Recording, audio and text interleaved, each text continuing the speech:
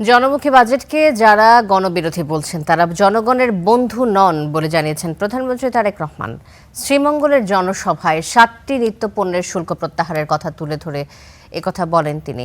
এ সময় family card বিতরণের উদ্বোধন করে জানান, 1 বছরে সব নারী, চা শ্রমিক সহ 40 লাখ পরিবারকে আনা হবে এর আওতায়। চা বাগান, পাহাড় আর বৈচিত্র্যময় সংস্কৃতির সবুজ অঙ্গন চায়ের রাজধানীতে প্রধানমন্ত্রী তারেক রহমান। তার আগমন ঘিরে সবাই মিলেছে এক মোহনায়। আষাঢ়ের ঝুম বৃষ্টিতেও মাঠ ছাড়েননি কেউ।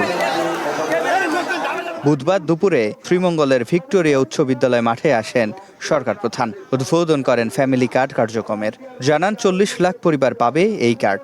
আগামী 1 বছরে সব নারী, চা শ্রমিককে এর আওতায় আনার প্রতিশ্রুতিও দেন তিনি। এই যে সামনে এখন জুলাই মাস থেকে আগামী 1 বছর পর্যন্ত আমরা বাংলাদেশের 40 লক্ষ কৃষক ভাইয়ের হাতে আমরা কৃষক কার্ড তুলে দেব। ঠিক একইভাবে আগামী 1 বছরে 40 লক্ষ পরিবারের কাছে যেমন ফ্যামিলি কার্ড তুলে দেব, 40 লক্ষ কৃষকের কাছে আমরা কৃষক কার্ড তুলে দেব।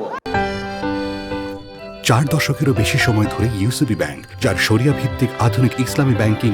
ইউসিবি ইসলামিক ব্যাংকিং একটি পরিপূর্ণ ইসলামিক ব্যাংকিং ব্যবস্থা।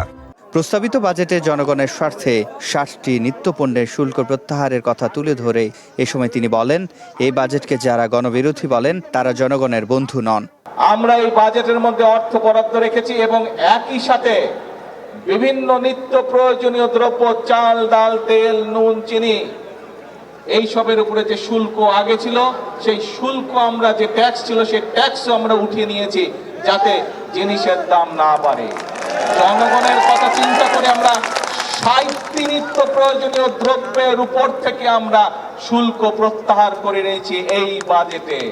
2টি পাতা একটি কুড়ির দেশে প্রধানমন্ত্রী তারেক রহমান 21 বছর পর, তাতে এই বৃষ্টি বাধা, টানা বৃষ্টি, ঝড়ো হাওয়া উপেক্ষা করেও হাজার হাজার নেতাকর্মীদের এই ভিড়, এবং প্রধানমন্ত্রীও এই বাধা উপেক্ষা করে মঞ্চে এসে দাঁড়ালেন এবং বললেন, ব্যক্তি নয়, পরিবারই উন্নয়নের একক।